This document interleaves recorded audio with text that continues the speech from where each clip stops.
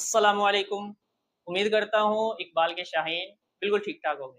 शाहीनों मेरा नाम है मोहम्मद नवीद और आप लोगों को वेलकम करता हूँ अपने YouTube channel fast institute degree में। आप लोगों को पता है कि हम लोग जो है वो सेट्स एंड फंक्शन की एक सीरीज़ चला रहे हैं, क्लास 10th का टॉपिक है और इसके 2 लेक्चर ऑलरेडी चैनल पर अपलोडेड हैं। आप मैनुअली सर्च भी कर सकते हैं या लिंक आपको डिस्क्रिप्शन में मिल जाएगी। आज इसका 3rd लेक्चर है, इसमें हम लोगों ने जो है वो बात करनी है रेशनल, इर्रेशनल और रियल नंबर्स की। इससे पहले हम लोगों ने प्राइम, कंपोजिट और नेचुरल, इंटीजर वगैरह वो सारे डिस्कस कर लिए थे। आप उस वीडियो को एक बार चेक कर लीजिएगा, चेकआउट कर लेना, ठीक है? और आज हम लोगों ने रेशनल वगैरह ये इर्रेशनल, रियल नंबर्स चेक करने हैं, ठीक है? तो ये बहुत इंपॉर्टेंट कॉन्सेप्ट है, इसके पीछे बहुत इंपॉर्टेंट टॉपिक है, आप लोग इस वीडियो में बने रहिएगा। देखिए बच्चों, होता क्या है, जैसे हम लोगों ने लास्ट वीडियो में डिस्कस किया कि भाई प्रॉब्लम्स काफ़ी हल हो गई हमारी, लेकिन प्रॉब्लम आई उस वक़्त जब हमने 2 इंटीजर्स को अनइक्वल इंटीजर्स को जब हमने आपस में डिवाइड किया। तो जब अनइक्वल इंटीजर्स को हमने डिवाइड किया, तो हमारे पास और कोई नंबर्स आ गए, जैसे पॉइंट में नंबर आ गए, डेसिमल में नंबर आ गए, तो फिर उसके लिए हमें फिर एक अलग जो है वो सेट बनाना पड़ा। जैसे मतलब इसकी नोटेशन होती है basically set of rational number को हम क्यू से रिप्रेजेंट करते हैं और इसको लिखा जाता है x such that x is equal to p by q. अब ये पी बाय क्यू है, डिस्कस करेंगे, ठीक है? और यहाँ पर पी और क्यू दोनों जो है वो इंटीजर से लिए जाते हैं और क्यू की वैल्यू 0 नहीं होती।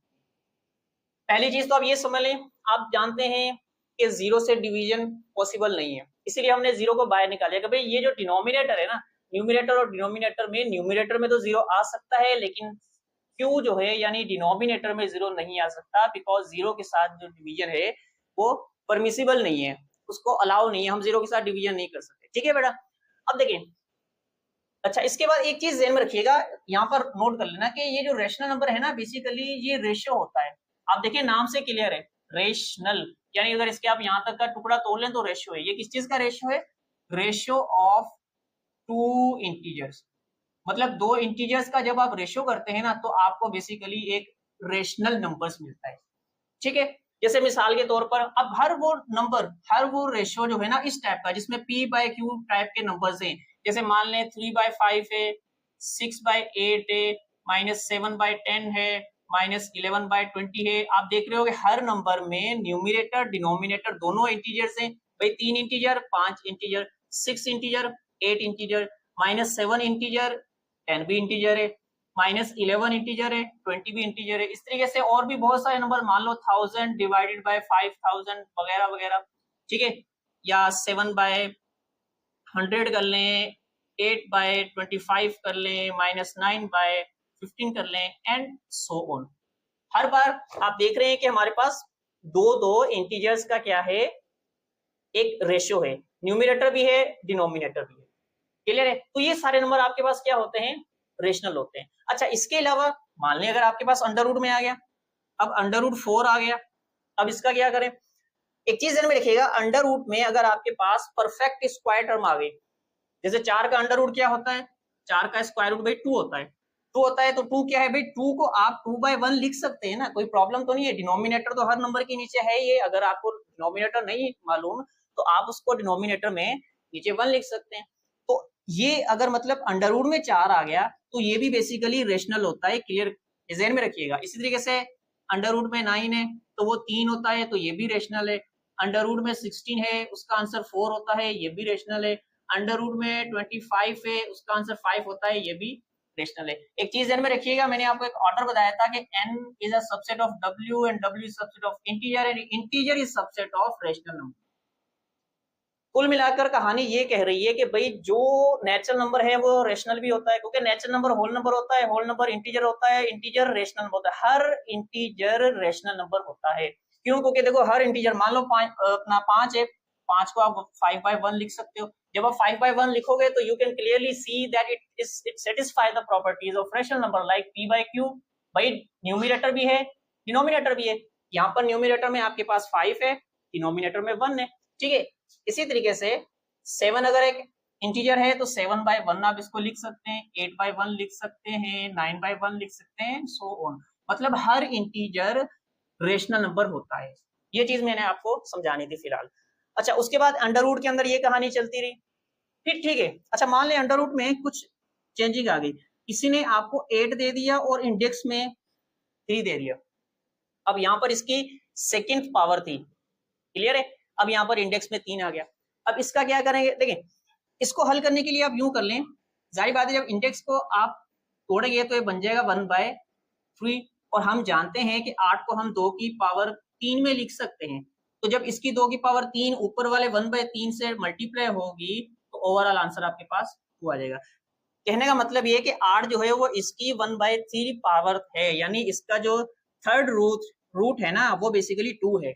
तो अगर 8 का थर्ड रूट पाया जा रहा है 2 है, और 2 अपने आप में क्या है, एक इंटीजर है, और अगर ये इंटीजर है तो 100% ये आपका क्या होगा, रेशनल नंबर भी होगा।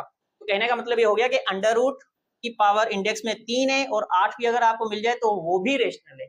ठीक है भाई। अच्छा इसी तरीके से मान लें आपके पास अंडर रूट में 27 आ गया और इंडेक्स में 3 आ गया, तो आप जानते हैं ये क्या है भाई, इसकी जो थर्ड रूट क्या होता है, 3 होता है। आप इसको इसी तरीके से सॉल्व करेंगे आपको एग्जैक्ट 3 मिलेगा। और 3 क्या है, 3 भाई एक इंटीजर है। अगर 3 एक इंटीजर है तो मतलब ये अपने आप में जो भी कुछ लिखा हुआ था इसको जब हमने सॉल्व किया बेटा तो इसका आंसर 3 मिला, और 3 इंटीजर है तो मतलब 100% ये नंबर आपका क्या हो जाएगा, रेशनल हो जाएगा। इसी तरीके से मान लें आपके पास 4 पावर भी आ सकती है, 16 देकर आपको 4 पूछ लिया। अब 16 को जब आप 2 की पावर में लिखेंगे तो ऑब्वियस सी बात है 2 इसकी 4th पावर होती है, या 4th रूट बोल रहे हैं बेसिकली, पावर नहीं। 2 की जो 4th मतलब 2 जो है ना 16 की 4th रूट होता है। इसी वजह से ये वाला नंबर भी आपका क्या है बेटा, इसको भी हम बोलेंगे रेशनल नंबर। सिंपल वर्ड में मैं अगर आपको बताऊं, कोई भी यहाँ पर नंबर अगर आ गया, यहाँ पर कोई भी नंबर n है, अगर वो उस एग्जैक्ट nth रूट उसका एग्जिस्ट कर रहा है तो वो रेशनल नंबर है। सिंपल वर्ड में ये बात समझ लें, अगर इस n का एग्जैक्ट nth रूट एग्जिस्ट कर रहा है, ओवरऑल आंसर आपका बाद में इंटीजर ही आ रहा है, तो 100% ये नंबर आपका क्या हो जाएगा बेटा, ये नंबर आपका रेशनल हो जाएगा। क्लियर है, यहां तक ये चीज समझ लें। कोई भी 2 इंटीजर्स का रेशियो जो है वो रेशनल नंबर कहलाता है। इसके अलावा नेचुरल नंबर उठा लें, होल नंबर उठा लें, इंटीजर उठा लो, जो भी उठा लो सारे नंबर आपके रेशनल होते हैं, क्योंकि ये ऑर्डर आपने ज़हन में रखना है। यहाँ से जो भी यहाँ तक जो भी चीज पहुंची वो मतलब पीछे वाली प्रॉपर्टीज को सेटिस्फाई करेगी। मतलब नेचुरल नंबर होल नंबर में आ गया, होल इंटीजर में आ गया, इंटीजर अपने आप में रेशनल नंबर में आ जाएगा। तो पहले तो आप इस चीज को नोट कर लें। फिर रेशनल नंबर के अंदर ही और 2 टाइप्स होती हैं, उसको भी पढ़ दें, वो भी बहुत इंपॉर्टेंट है। अच्छा अब देखिए, रेशनल नंबर के अंदर हम यानी रेशनल नंबर के पूरे सेट को ना 2 अलग अलग हिस्सों में डिवाइड करते हैं। वो क्या करते हैं, ये देखें, मतलब ये जो रेशनल नंबर का सेट है इसमें एक हमारे पास नंबर होते हैं जिनको हम बोलते हैं टर्मिनेटिंग डेसिमल फ्रैक्शंस। क्या होते हैं, टर्मिनेटिंग डेसिमल फ्रैक्शंस। ठीक है भाई। अच्छा दूसरा हमारे पास होता है recurring decimal fractions, recurring decimal fractions. मतलब कहने का मतलब ये है कि सिंपल वर्ड में अगर आपको मैं समझाऊं ना यार, तो सिंपल ये है कि जो रेशनल और इरेशनल नंबर की कहानी है ना वो सारी पॉइंट के बाद रिपीट होती है, मतलब सारी पॉइंट के बाद वाली कहानी है इसके अंदर। ठीक है, जैसे देखें आपके पास किसी ने आपको 4/10 दिया। अब ये टर्मिनेटिंग की बात कर रहे हैं, ठीक है। टर्मिनेट का मतलब होता है कि पॉइंट के बाद नंबर टर्मिनेट हो गया, 4 डिजिट के बाद, 5 डिजिट के बाद, 6, 7, 8 या 10 कुछ पर्टिकुलर नंबर ऑफ डिजिट्स के बाद जो है ना टर्मिनेट कर गया, यानी पूरा पूरा कट डिवाइड हो गया। तो 4/10 क्या होता है, 0.4। आप इसको डिवाइड करके देख लें, ठीक है। इसी तरीके से किसी ने आपको 1/4 दे दिया तो ये हो जाएगा 0.25। किसी ने आपको दे दिया 3/4 तो वो होता है 0.75। इसी तरीके से किसी ने आपको ये दे दिया 8/10 दे दिया तो 0.8। देखिए आप मतलब ये इनको समझाने का तरीका ये है, मतलब जो मेरा मकसद है वो ये समझाने का है कि आप देख रहे हो कि पॉइंट के बाद नंबर ऑफ डिजिट्स फाइनाइट आ रहे हैं, मतलब टर्मिनेट कर गया। देखो यहाँ पर एक ही डिजिट है, यहाँ पर 2 है, यहाँ पर 1 है, यहाँ पर 2 है। तो रेशनल नंबर के अंदर वो सारे नंबर्स को हमने टर्मिनेटिंग डेसिमल फ्रैक्शंस बोलना स्टार्ट कर दिया, जिनको जब हमने पॉइंट वाली फॉर्म में लिखा, डेसिमल फॉर्म में लिखा, तो पॉइंट के बाद नंबर ऑफ डिजिट्स कट गए यानी फाइनाइट आए और नंबर पूरे का पूरा टर्मिनेट कर गए, तो वो नंबर सारे किसमें आ गए, अपना टर्मिनेटिंग डेसिमल फ्रैक्शन में। रिकरिंग डेसिमल में क्या हुआ, कुछ नंबर्स हमारे पास, जैसे मान ले 1/3, आप जानते हैं 1/3 बराबर होता है 0.3333, और ये इनफाइनाइट टाइम्स का चलता है। ध्यान में रखिएगा, all recurring decimal fractions are repeating, यानी रिपीटिंग होते हैं, और ये नॉन रिपीटिंग मतलब ये रिपीटिंग चलते जाते हैं, एंड नहीं होता है इनका, ये ध्यान में रखना। सारे जो ये अपने नंबर होते हैं ना रिकरिंग, ये मतलब इनफाइनाइट नंबर ऑफ डिजिट्स करते हैं, आखिर में पॉइंट के बाद रखते हैं, ठीक है बेटा। एक तो ये चीज होगी, जैसे 1/3 0.33333 और इनफाइनाइट टाइम तक चलेगा, ठीक है। इसने आपको दे दिया, मान ले 5/11, ये होता है 0.45454545, और ये इनफाइनाइट टाइम्स तक चलेगा। इनफाइनाइट टाइम, ये नॉन मतलब टर्मिनेट नहीं कर रहे, नॉन टर्मिनेटिंग है, लेकिन रिपीट कर रहे हैं। आप देख रहे हो 4-5 फिर 4-5 फिर 4-5 फिर 4-5, मतलब एक एक पर्टिकुलर इंटरवल के बाद अपने आप की वैल्यूज को ये क्या कर रहे हैं भाई, रिपीट कर रहे हैं। तो इस तरीके के नंबर्स को हमने किसमें रख दिया, रिकरिंग डेसिमल फ्रैक्शंस। क्लियर है। जैसे मान लें 7/9 है आपके पास, इसको भी हल करके देख लें, तो ये हो जाएगा 0.777777, भैया रुक जा, नहीं ये नहीं रुकेगा, मतलब इनफाइनाइट टाइम्स तक ये चलेगा। तो जितने भी नंबर्स पॉइंट के बाद टर्मिनेट करके, उनको हमने नाम दे दिया टर्मिनेट डेसिमल फ्रैक्शंस। जितने भी नंबर पॉइंट के बाद मतलब टर्मिनेट नहीं किए, क्योंकि देखो जो नंबर तो पॉइंट के बाद टर्मिनेट कर गया वो तो टर्मिनेटिंग में आ गया, जो नंबर पॉइंट के बाद टर्मिनेट जिसने नहीं किया उसने फिर अपनी वैल्यूज को रिपीट जरूर किया, ये जहन में रखना, 110% उसने अपनी वैल्यूज को रिपीट किया। और रिपीट कैसे करेगा, दो डिजिट के पेयर में भी रिपीट कर सकता है, 5 डिजिट के पेयर में भी रिपीट कर सकता है, या एक डिजिट के पेयर में भी रिपीट कर सकता है, डिपेंड करता है, बट वो रिपीट जरूर करेगा 100, क्योंकि इसीलिए तो वो नॉन टर्मिनेटिंग है ना, इसलिए तो उसने टर्मिनेट नहीं किया। कुछ वैल्यूज के बाद 5-7 डिजिट के बाद फिर अपनी वैल्यूज रिपीट की, और ये इनफाइनाइट टाइम तक चलता गया। तो मतलब दुनिया के जितने भी रेशनल नंबर हैं, हमने उनको दो अलग अलग कैटेगरीज में रखा अकॉर्डिंग टू देयर कैरेक्टरिस्टिक्स, उनकी कुछ प्रॉपर्टीज के रिस्पेक्ट में। अब प्रॉब्लम ये आती है, अक्सर क्वेश्चन आपके पास आता है कि भाई आपको इस तरीके से नंबर दे दिया जाता है, जैसे 4/10 दे दिया, 1/4 दे दिया, 1/3 है, 5/11 है, और आपसे पूछा जाता है कि भाई इसमें बताओ कौन सा नंबर है जो टर्मिनेट कर रहा है, यानी टर्मिनेटिंग डेसिमल फ्रैक्शंस है, और कौन सा नंबर जो है वो रिकरिंग डेसिमल फ्रैक्शंस है। तो how to find those numbers, उसको हम डिस्कस करते हैं। बहुत सिंपल सा कॉन्सेप्ट है, उसमें कोई इतनी बड़ी बात नहीं है। पहले इसको आप लिख लें या स्क्रीनशॉट बना लें, as you wish, it is up to you, but पढ़ते रहें।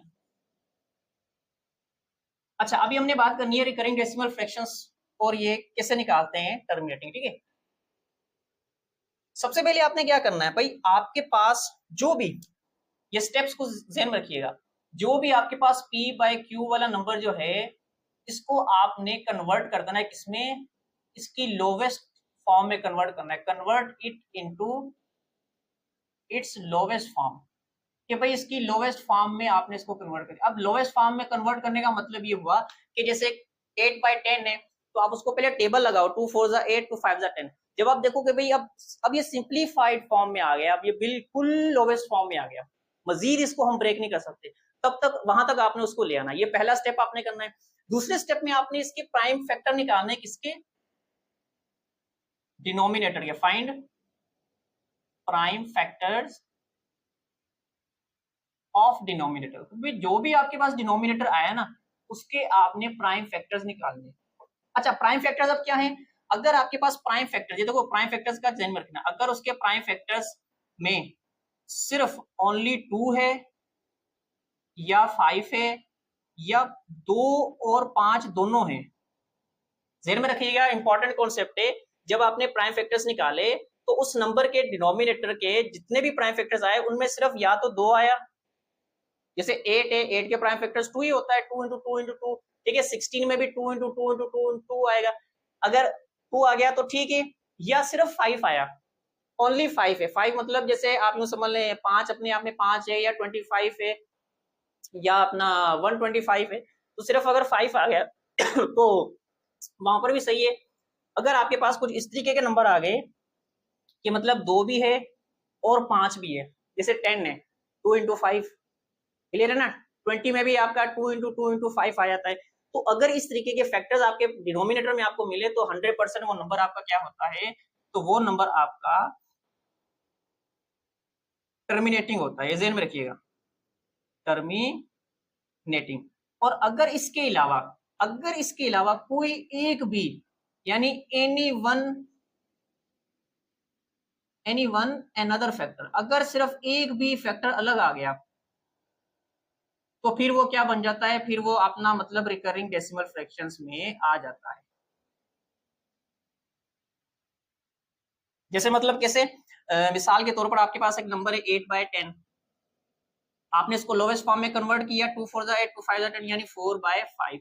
अब ये बिल्कुल लोवेस्ट फॉर्म में आ गया है, यानी अब इसको हम मजीद लोवेस्ट फॉर्म में नहीं ला सकते। अब आप देखें 5 के प्राइम फैक्टर तो 5 ही होता है, सिर्फ 5 आ गया तो 100% ये क्या हो जाएगा, ये टर्मिनेटिंग हो जाएगा।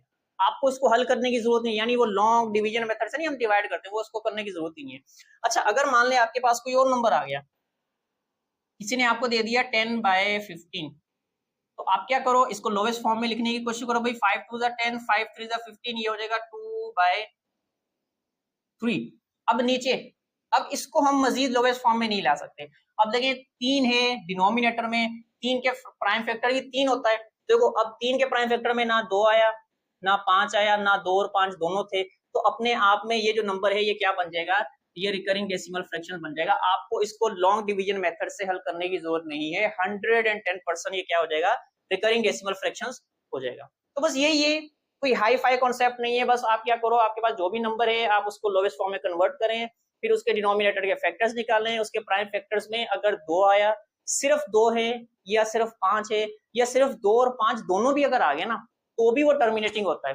लेकिन अगर इन दोनों के अलावा कोई भी एक अलग फैक्टर आ गया, जैसे 3 आ गया या अपना 7 आ गया, 11 आ गया, कोई भी अलग फैक्टर आ गया, तो वो नंबर आपका फिर अपना नॉन टर्मिनेटिंग यानी रिकरिंग डेसिमल में आ जाता है। ज़हन में रखिएगा, सारे रिकरिंग डेसिमल फ्रैक्शंस बेटा जो है ना वो नॉन टर्मिनेटिंग होते हैं। ठीक है बेटा, तो ये टोटल पूरी कहानी है रेशनल नंबर की। अब हम आते हैं इर्रेशनल नंबर के ऊपर। पहले इसको आप स्क्रीनशॉट बना लें इसका।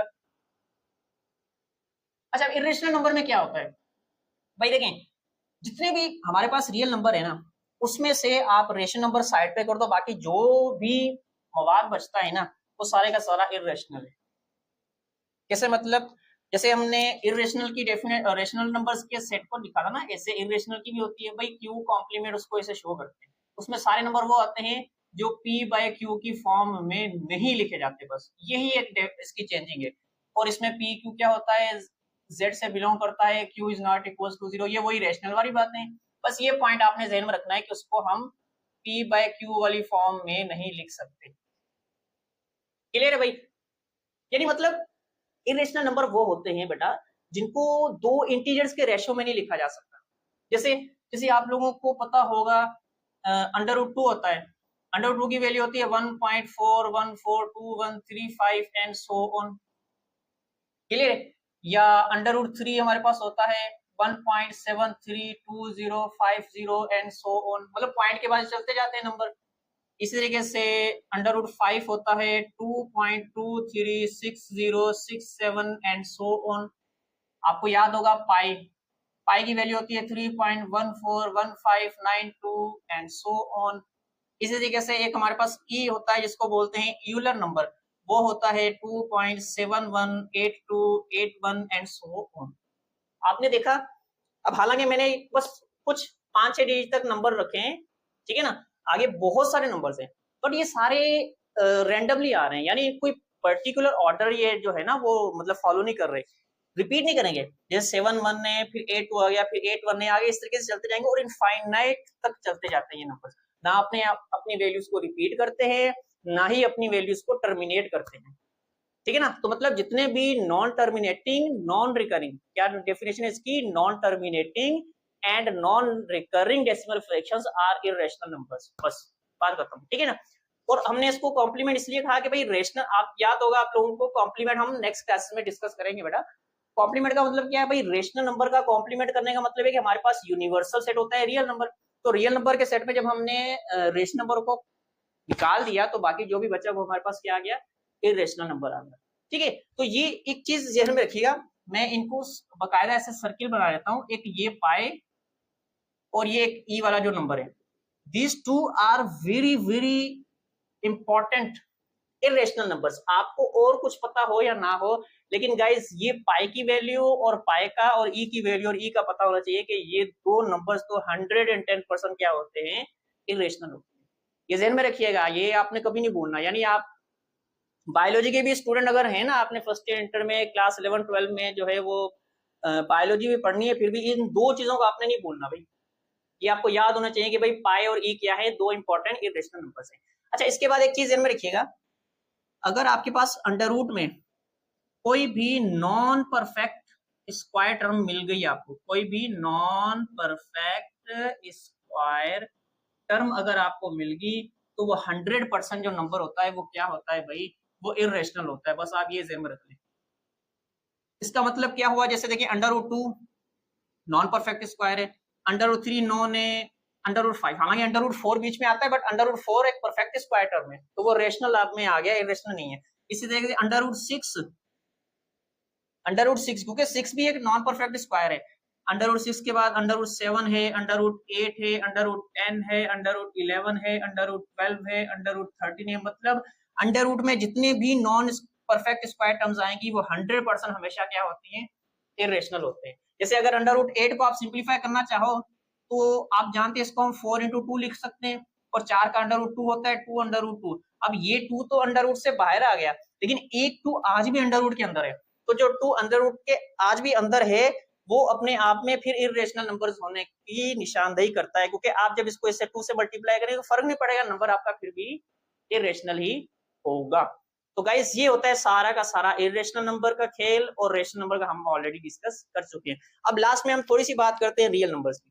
मतलब रेशनल और इरेशनल को जोड़ दो, रियल नंबर मिल जाएगा आपको। इसको पहले इसके स्क्रीनशॉट बना लें। अच्छा, अब क्या होगा भाई, अब रियल नंबर क्या है, real number is the combination, या आप सेट नंबर सेट की दुनिया में क्या बोलते हैं, उस कॉम्बिनेशन को यूनियन बोलते हैं भाई हम। तो real is what, union of rational and irrational number. यानी इसको हम ऐसे लिखते हैं, आर जो होता है वो बराबर होता है क्यू यूनियन क्यू डैश। मतलब जितने भी हमारे पास रेशनल नंबर हैं उनका, और जितने इरेशनल नंबर है उनका, उन दोनों का जब आप यूनियन कर दोगे तो आपको एक सेट मिलेगा, जिसको हम नाम देते हैं सेट ऑफ रियल नंबर्स। और ये ध्यान में रखिएगा, मैंने आपको एक ऑर्डर बताया था, n is subset of w and w is subset of integer and integer is subset of q and q is subset of what, r। अब इस पूरे, यानी जैसे हमारा सोलर सिस्टम है ना, यू समझ, इनका एक नंबर सिस्टम है। ये जो इरेशनल नंबर का सेट होता है ना, ये इस नंबर सिस्टम से बाहर होता है। बस ये ध्यान में रखना। क्यों? क्योंकि कोई भी नंबर अगर वो इरेशनल है तो वो रेशनल भी नहीं हो सकता, अगर रेशनल नहीं है तो फिर वो इंटीजर से भी बाहर गया, होल नंबर से भी बाहर चला गया, नेचुरल नंबर से भी बाहर चला। क्यों? क्योंकि वो इस ऑर्डर से बाहर है। अगर वो इस ऑर्डर से बाहर है तो वो सिर्फ इरेशनल है। हाँ, वो रेशनल नंबर के ऑर्डर में आएगा, सॉरी रियल नंबर के ऑर्डर में आएगा, पर उसका रेशनल इरेशनल अपना integer whole number natural number के साथ कोई लेना देना नहीं है, ये ध्यान में रखिएगा। ठीक है भाई, तो मतलब रियल नंबर्स में और कुछ भी नहीं है भाई, रेशनल भी आ गया, इरेशनल भी आ गया। जैसे इसको अगर आप लिखना भी चाहो ना सेट के अपना सेट बिल्डर फॉर्म में, तो आप ये लिखोगे x such that x is equal to p by q, और याद है आपको इस और इसकी सिंबल का मतलब होता है और not equal to p by q। भाई वो सारे एलिमेंट या तो p बाय q की फॉर्म में होंगे या p बाय q की फॉर्म में नहीं होंगे। तो इन दोनों फॉर्म में भी अगर हो गए तो मतलब रेशनल इरेशनल में कोई ना कोई तो होगा ना, तो फिर वो हमारा रियल नंबर बन जाता है। और उसको हम लिख सकते हैं कि p q belongs to z and q is not equal to 0। तो मतलब यूं समझ लें, हमारी जो रियल नंबर की जो स्टडी होती है, या जो रियल एनालिसिस होता है ना पूरा, वो पूरे का पूरा रियल नंबर तक महदूद होता है। कॉम्प्लेक्स नंबर की दुनिया अलग है, और वो ऐसी दुनिया है जहां पर आपको कहा जाएगा तो आपने जाना है, अदरवाइज उनका दरवाजा भी नहीं बजाना भाई, बड़े डेंजरस बंदे हैं, बात सीधी। ठीक है ना, मतलब जब कहा जाए कि भाई आप कॉम्प्लेक्स नंबर में जाओ और ये चीज ढूंढ के लाओ, तब आपने निकालना है, otherwise each and everything, even के डोमेन और रेंज भी हम लोग रियल नंबर्स के अंदर ही रखते हैं। तो हमारे लिए फिलहाल रियल नंबर सबसे बड़ा सेट होता है, लेकिन इससे भी बड़ा सेट है कॉम्प्लेक्स नंबर, क्योंकि कॉम्प्लेक्स में रियल आता है, बट रियल नंबर की स्टडी में रियल नंबर तक हमने इसको रहना है। ठीक है ना भाई, तो मतलब ये सारे सेट रियल में आ गए। तो जब रियल में आए तो रियल के अंदर इरेशनल भी आ गए और रेशनल भी आ गए, रेशनल में फिर इंटीजर्स भी है, होल भी है, नेचुरल भी है, सारे के सारे सेट इसमें आ जाते हैं। तो रियल नंबर सेट को हम लोग यूनिवर्सल सेट के नाम से भी जानते हैं। ठीक है भाई। अच्छा, आप कुछ नोटेशन ध्यान में रखिएगा। अक्सर आप लोगों ने देखा होगा बुक में R+ लिखा होता है, आर प्लस का मतलब होता है सारे positive real number, positive real number, clear है, यानी इसमें नेगेटिव भी नहीं आता और जीरो तो पॉजिटिव में वैसे नहीं आएगा। अच्छा, अगर आर के ऊपर हल्का सा यानी ऊपर पावर के तौर पर माइनस दे दिया तो उसको कहते हैं ऑल नेगेटिव रियल नंबर्स, सारे के सारे नेगेटिव रियल नंबर्स इसमें आ जाते हैं भैया। और इसके अलावा एक नोटेशन और इंपॉर्टेंट होती है which is very very important for the higher classes, upcoming जो क्लासेस है ना आपकी उसमें बहुत इंपॉर्टेंस रखता है वो, उसको बोलते हैं आर और ऊपर स्टार बना देते हैं, स्टारिंग बोलते हैं इसको, यानी हल्का सा स्टार बना देते हैं। इसका मतलब होता है all non zero real numbers. क्या होता है? All non zero real number, यानी इस पे हमने जस्ट जीरो को हटा दिया, क्योंकि कुछ प्रॉपर्टीज में, बल्कि बहुत सारी प्रॉपर्टीज ऐसी होती हैं जिसमें जीरो हमारे लिए मुश्किल पैदा करता है। तो उस सिचुएशन में हम लोग जीरो को, जब सिर्फ जीरो को बाहर निकालना है ना, जस्ट जीरो को बाहर निकालना है, तो उस सिचुएशन में हम लोग आर स्टारिंग की मदद से हम इसको लिख देते हैं कि भाई आर स्टारिंग का मतलब है सारे नॉन जीरो रियल नंबर्स। और एक बहुत इंपॉर्टेंट पॉइंट ये ध्यान में रखिएगा कि ये जितने भी हमने सेट पढ़ रहे हैं, रेशनल, इरेशनल और रियल नंबर के सेट, इनको हम टेबुलर फॉर्म में नहीं लिख सकते। These sets can not be written in tabular form because इनके दरमियान इनफाइनाइट नंबर्स पाए जाते हैं, क्योंकि टेबुलर फॉर्म के अंदर एक चीज प्रॉब्लम क्रिएट करती है, हमें हर एलिमेंट को लिखना होता है चुन चुन के। जैसे नेचुरल नंबर में 1 लिख देते हो, फिर 2 आ गया, फिर 3 है, फिर 4 है, फिर 5 है, फिर 6 है। इस तरीके से होल नंबर की बात करें तो 0 1 2 3, हम मतलब हम इनलिस्ट करते हैं हर एलिमेंट को 1 बाय 1। बट रेशनल इरेशनल में दो दो एलिमेंट के दरमियान इतने सारे नंबर्स होते हैं कि हम काउंट नहीं कर पाते, हमें ये नहीं पता कि 1 और 2 के दरमियान कितने हैं। इस तरीके से इरेशनल भी है, यानी इनका एक पर्टिकुलर जो है ना वो ऑर्डर नहीं होता, इसी वजह से हम इनको टेबुलर फॉर्म में नहीं ले सकते। आपने देखा होगा, अक्सर बुक्स में देखा होगा आपने, हमेशा ये जहां पर भी लिखे जाएंगे हमेशा हमेशा ये सेट बिल्डर फॉर्म में ही लिखे जाते हैं, क्योंकि इनके दरमियान फाइनाइट नंबर्स होते हैं, हमें नहीं पता कि हमने अभी जो नंबर लिखा है इससे जस्ट अगला नंबर कौन सा होगा, या जो भी नंबर लिखा है उससे जस्ट पहले नंबर कौन सा था, तो ये चीज हमें नहीं पता, इसी वजह से हम लोग इसको टेबुलर फॉर्म में नहीं लिख सकते। ये पॉइंट आप लोग इसको ज़हन में रखिएगा, ठीक है ना भाई। तो रियल नंबर्स में ये पॉजिटिव रियल नंबर्स और ये सारे अपना नेगेटिव रियल नंबर्स, और ये आर स्टारिंग का मतलब ये होता है कि all non zero real numbers. ये पॉइंट ज़हन में रखिएगा कि क्यू कॉम्प्लीमेंट जो होता है यानी इरेशनल नंबर का सेट है वो इन सेट से अलग होता है, बट हाँ वो रियल नंबर्स में जरूर आता है, यूं समझ लें वो सिर्फ रियल नंबर के अंदर आता है, बट बाकी सेट्स के अंदर ये चीजें नहीं आएंगी।